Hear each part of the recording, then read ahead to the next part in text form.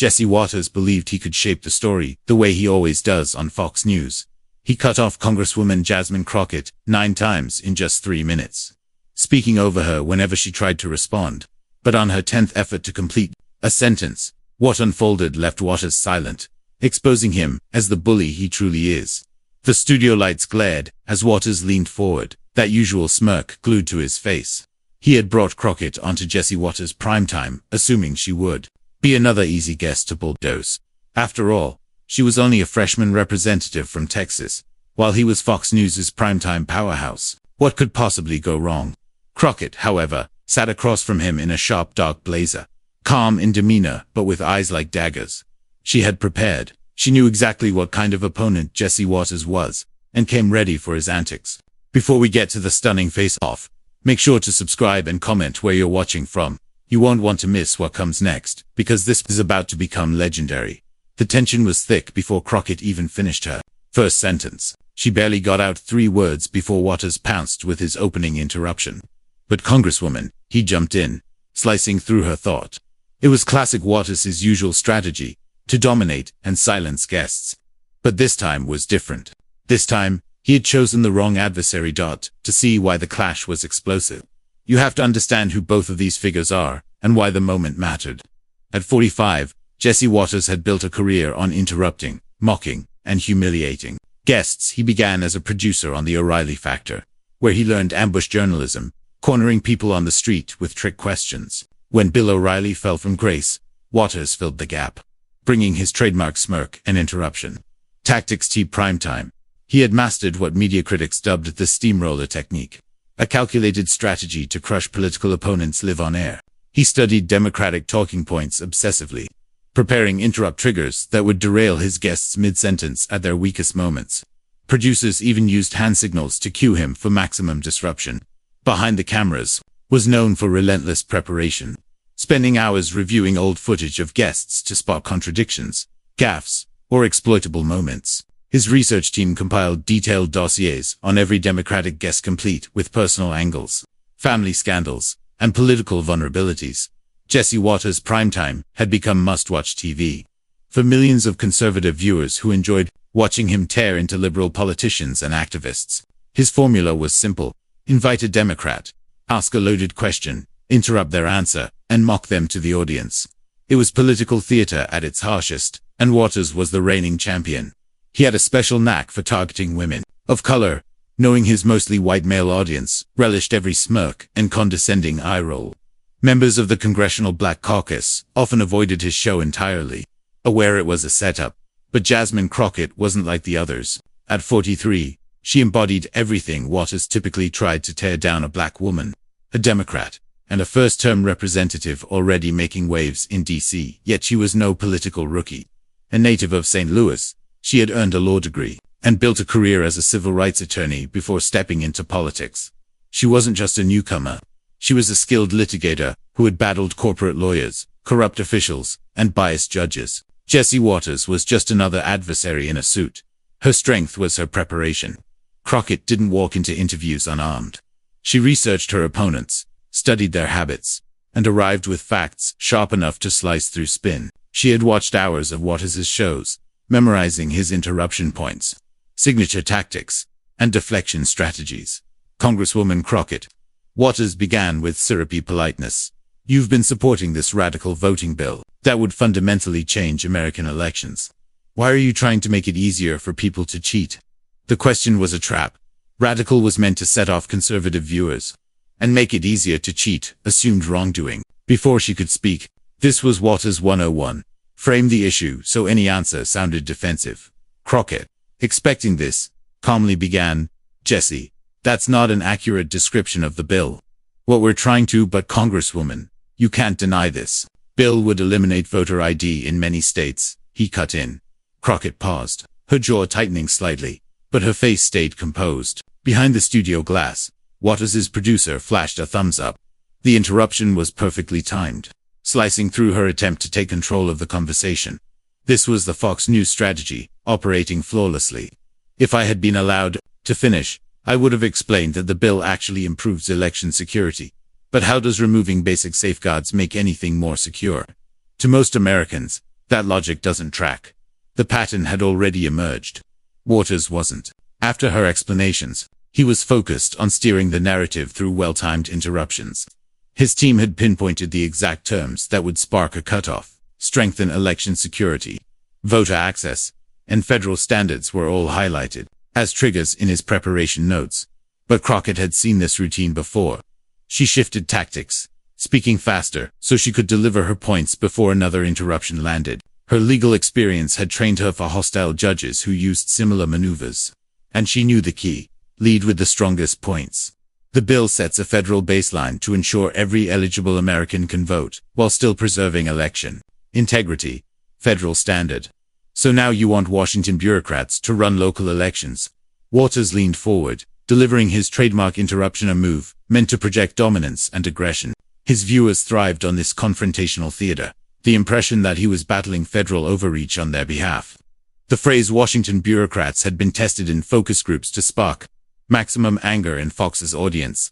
Crockett's eyes flickered, but her voice stayed even. Jesse, if you keep cutting me off, your viewers won't hear the actual facts about this legislation.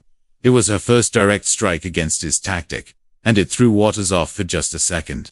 Most guests either folded under his interruptions, or snapped back emotionally, falling straight into his trap. Crockett was differentiate, calmly called out his behavior, while staying professional. Waters leaned back, his signature smirk widening. He was savoring the moment. I'm just asking the tough questions the mainstream media won't, Congresswoman. This was his go-to defense, painting himself as the truth-teller, while implying Crockett was only used to friendly interviews. His team had drilled this line into him, for moments of pushback usually forced guests back onto the defensive. Then let me answer them, Crockett retorted, her tone sharpening. The federal standards would actually prevent the kind of voter suppression we've documented in states. Voter suppression. Come on, Congresswoman. Requiring ID isn't suppression, it's just common sense. The interruptions were ramping up now, and Waters was clearly enjoying his control. His producers were likely thrilled, knowing audiences were tuning in to see another Democratic guest get steamrolled. In the control room, the buzz was probably electric as social media engagement surged. But Crockett's demeanor was shifting. The careful, measured politician's mask was slipping, revealing the sharp-witted litigator beneath. She had been patient, professional, even deferential. But after the fourth interruption, her patience wore thin. Her strategy shifted gears. In court, she'd learned that sometimes you let the opposition bury themselves in arrogance before delivering the knockout. Waters was giving her exactly that. A record of blatant disrespect she could weaponize. Jesse, in Texas alone, we've documented more than 750 polling places closed, in predominantly black and Hispanic neighborhoods. Those are just Democratic talking points. Can you give real evidence, Congresswoman? Sounds like the race card again. Americans don't buy these suppression conspiracy theories.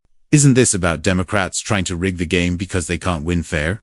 By the ninth interruption, something fundamental changed. Waters was lost in his own performance, so certain of his dominance that he missed the shift in Crockett's posture. She was no longer a defensive guest. She was now a prosecutor watching the defendant destroy his own credibility. 9 times in a row. The viewers sensed it. 2. Online, people were already counting the interruptions, calling out Waters' blatant bias, and waiting for Crockett to strike back. A trending hashtag began to reflect audience frustration at his disrespect. Crockett leaned back in her chair, a small, knowing smile curling at the edges of her mouth. She had let him hand her the rope, and now she was ready to tighten it. Her legal instincts told her, the jury in this case, the audience was ready for the closing argument. What came next would go viral, replayed endlessly online, and stand as one of the most ruthless cable news takedowns ever. Crockett fixed her gaze on the camera, completely dismissing. Waters paused briefly and looked straight at his audience. You know what, Jesse? I want to thank you, Crockett said. Waters blinked in surprise, clearly unprepared for this response. His notes hadn't prepared him for a guest reacting this way. His guests were supposed to either stumble under pressure or lash out defensively, never thank him. Behind the scenes, his production team panicked, with his producer rifling through backup questions in case things spiraled. Thank me, he asked. Yes, Crockett replied, her tone now firm and commanding, as though she had just taken control of the entire exchange. You've just given the perfect example of what I mean when I talk about voter suppression. Waters instinctively tried to cut in again, but Crockett raised her hand with the calm authority of a federal judge restoring order. The move was so firm, so unexpected, that Waters actually fell silent for the first time in the entire segment. "For the past 3 minutes," she said, "you've interrupted me 9 times. 9 times. You've kept me from finishing a single thought, from sharing a single fact, from letting your viewers hear my voice. You've used your position as host, your microphone, your platform to silence a duly elected representative. And then you wonder why black and brown communities talk about suppression." The studio went completely silent. Even the camera operators froze, uncertain whether to zoom in on Waters' stunned face or stay fixed on Crockett's commanding presence. In the control room, no one spoke. No instructions came through. No one knew how to manage what was unfolding. Waters' trademark smirk had vanished. In its place was something his audience had likely never seen: genuine uncertainty and vulnerability. He looked like a man who had just realized he had walked into his own trap. There was no exit. But Crockett wasn't done. She had been preparing for this her whole life. Every tense courtroom, every tough client meeting, every attempt to shut her down had been training for this exact confrontation. "You see, Jesse," she pressed on, "what you just did to me is exactly what Republican-controlled state legislatures are doing to voters across America. They cut people off before they can participate. They make it harder for voices to be heard. They wield their power to decide who speaks and who is silenced." Her voice grew stronger with each sentence, each word sharp and deliberate. The camera zoomed in on her, capturing the fire in her eyes and the faint smile that hinted she was only warming up. This wasn't the nervous politician Waters had expected to steamroll. This was a skilled communicator who had just turned his studio into her lecture hall. She leaned closer, her tone intensifying. "You stopped me when I brought up the 750 polling locations shut down in Texas. You cut me off when I mentioned federal standards. You muted me when I raised documented cases of voter suppression. And that's exactly how state governments silence voters, by shutting down polling places, cutting early voting, and putting up unnecessary barriers to the ballot box." The comparison was brutally clear and incredibly effective. Waters' own behavior had become the live-action example of the very issue she was trying to explain. On air, he had shown voter suppression tactics in real time while claiming they didn't exist. When he finally managed to speak, his voice had lost its usual strength, replaced with a defensive edge his viewers weren't used to. "Now hold on, Congresswoman." "No, Jesse," Crockett cut in, using his own trademark move against him. "You've had your turn. You've interrupted me 9 times. Now, it's my turn." The reversal was complete. Waters, who built his career on cutting off and intimidating his guests, was suddenly the one being silenced, and he clearly didn't know how to react. His usual tricks, the smirk, the mocking tone, the domineering posture, had deserted him. "Invited me here to discuss voting rights," Crockett said, her voice steady and unshakable. "But instead of letting me present the facts, you turned it into a performance meant to humiliate and silence me. And you've proven my point better than any statistic ever could." She turned to the camera, speaking straight to his viewers. "This is what suppression looks like. It's not always dramatic. Sometimes it's as simple as cutting people off mid-sentence. Sometimes it's just making sure certain voices never get heard." Waters sat frozen. His production team was likely yelling in his earpiece, but he didn't move. He had never experienced this before. No guest had ever flipped the script on him so completely. "And here's the fascinating part," Jessie Crockett remarked, her voice shifting into a casual, almost conversational tone. "You keep insisting on protecting election integrity and ensuring that only the right people cast ballots. Yet you can't even uphold the integrity of a basic interview. You can't even allow an elected official to finish a sentence about legislation she personally helped craft." The impact was total. Waters wasn't just exposed as a bully, he was unmasked as a hypocrite, guilty of the very conduct he claimed to oppose. While claiming to defend election integrity, he had stifled Crockett's voice. While presenting himself as a champion of democracy, he had silenced an elected representative. Social media ignited instantly. A clip of Crockett's 10th and final, devastating takedown of Waters began spreading at lightning speed, shared thousands of times every minute. Tags like #Crockett destroys Waters and #silence no more trended alongside the broadcast. Waters made one last feeble attempt to regain his footing. "Congresswoman, I think you're overreacting."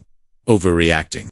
Crockett's eyebrows arched. "Jesse, I'm a civil rights attorney turned congresswoman fighting for voting rights. You're a TV host, making millions by interrupting people. Which one of us sounds dramatic? The interview was effectively finished. Waters knew it. His producers knew it. His audience knew it. He had been entirely outplayed by someone he had assumed would be easy prey. The immediate fallout was unlike anything Fox News had seen in years. Within minutes of the segment ending, social media feeds were flooded with clips, commentary, and analysis of what viewers were already calling one of cable news' most brutal on-air defeats. Twitter erupted first. A single hashtag amassed over 500,000 tweets in just an hour. Users paired side-by-side videos of Waters repeatedly interrupting other guests, reinforcing Crockett's point that this wasn't an isolated exchange. It reflected a long-standing pattern of unchecked behavior. One viral tweet from a former Fox News producer read, "I worked at Fox for 5 years. I've never seen Jesse Waters look so defeated. She didn't just beat him, she exposed his entire playbook." Instagram and TikTok followed suit, flooded with short clips of Crockett's most cutting moments, especially her line that Waters had just proven her case on voter suppression. Young activists produced memes and infographics illustrating the 9 interruptions, transforming Waters' on-air bullying into a teachable moment about media manipulation and suppression tactics. The most shared moment featured Crockett looking straight into the camera. This is what suppression looks like, folks. It resonated far beyond politics, connecting with anyone who had ever been interrupted, dismissed, or silenced. Behind closed doors, Fox executives scrambled into crisis management. The network's brand relied on its hosts' overpowering liberal guest, but Crockett had turned the tables so completely that Waters appeared weak and unprofessional. Later leaked internal emails showed that several advertisers immediately raised concerns about being tied to the humiliating segment. Waters himself seemed rattled. His usual post-show routine, tweeting clips and taking victory laps, was nowhere to be found. His Twitter feed went silent for more than 12 hours, sparking speculation that he might be facing internal consequences, or simply didn't know how to respond. When he finally posted, it was a half-hearted attempt at control. "Great interview with Congresswoman Crockett tonight. Always good to have tough conversations about important issues." The replies were merciless. Even some of his own fans wondered why he had let her dismantle him so completely. The Congressional Black Caucus quickly rallied behind Crockett, with members posting praise for her commanding performance. House Minority Leader Hakeem Jeffries tweeted, "This is what happens when you try to silence a brilliant attorney and public servant." Jasmine Crockett just gave a masterclass in handling media bullies. But support wasn't limited to predictable partisan lines. Several Republican lawmakers privately admitted admiration for Crockett's composure and skill. One anonymous GOP representative told reporters, "I hate her politics, but damn, that was impressive. She completely outclassed him." Soon, the interview became essential viewing in political science and communications courses nationwide. Professors used it as a case study in media bias, preparation, and power dynamics in broadcast journalism. Georgetown University added the exchange to its required curriculum. Professor Sarah Chen explained, "This single moment teaches students more about media manipulation and political communication than an entire semester of theory." Harvard's Kennedy School of Government even created a seminar called The Crockett Method, turning hostile media into opportunity. It became so popular that enrollment had to be capped, with waiting lists in the hundreds. Students dissected not just what Crockett said, but her timing, body language, use of pauses, and her ability to reframe the entire exchange. Law schools also adopted the interview and trial advocacy programs, showing how Crockett's courtroom instincts seamlessly translated to television. Students learned how to recognize when opponents were eroding their own credibility, and how to maximize those moments. Other networks wasted no time taking shots at Fox and Waters. CNN's Anderson Cooper opened his next broadcast with, "If you invite someone on your show 9 times and interrupt them 9 times, don't be shocked when the 10th time they school you on live TV." MSNBC's Rachel Maddow dedicated a full segment to the exchange, noting how Crockett weaponized Waters' own behavior to highlight her broader message about silencing and suppression. "She turned a hostile interview into the perfect metaphor for voter suppression," Maddow said. "It was brilliant political communication." Even conservative media figures struggled to defend Waters, with several acknowledging that while they agreed with his politics, his performance was indefensible. His political stance and his interview approach were viewed as both unprofessional and counterproductive. Talk radio host Hugh Hewitt, typically a supporter of Fox News, remarked on his show, "Jesse embarrassed all of us. You cannot claim to champion free speech while spending 3 minutes actively stopping someone from speaking." That interview became a pivotal moment in Waters' career. Though he stayed on the air, his style shifted in the interviews that followed. He grew noticeably more cautious about interrupting guests, especially women and people of color. With social media now scrutinizing him for bias and suppression, his ratings quickly suffered. In the weeks after the Crockett exchange, even some longtime viewers began to question his methods. Internal Fox News data revealed that his program lost nearly 200,000 viewers in the key 25-54 demographic during the month following the interview. More critically, future guests began declining invitations to appear, with many pointing to the Crockett incident as proof that Waters was not interested in genuine dialogue. This sparked a booking crisis for his team, who now struggled to secure credible Democratic voices willing to participate in what had come to be seen as a stacked deck. For Jasmine Crockett, however, the interview became a career-defining opportunity that elevated her from a first-term congresswoman to a prominent national figure. Speaking requests began pouring in from Democratic organizations across the country, eager for her to represent their causes. Her fundraising skyrocketed almost instantly, with small-dollar donations flooding in from viewers who watched her hold her ground against Waters. Within 48 hours, she raised over $2.3 million more than she had collected in her entire previous quarter. Clips of the interview quickly became teaching material for media training groups, showing politicians how to turn a hostile interview into a lesson for the audience. Among Democratic strategists, her approach was soon dubbed the Crockett method, a technique for flipping an interviewer's tactics to your advantage. The ripple effects extended beyond politics. The moment sparked a national conversation about interruption, respect, and power dynamics in both professional and personal settings. The hashtag Let Us Speak evolved into a broader movement, encouraging people to call out silencing behaviors in their own lives.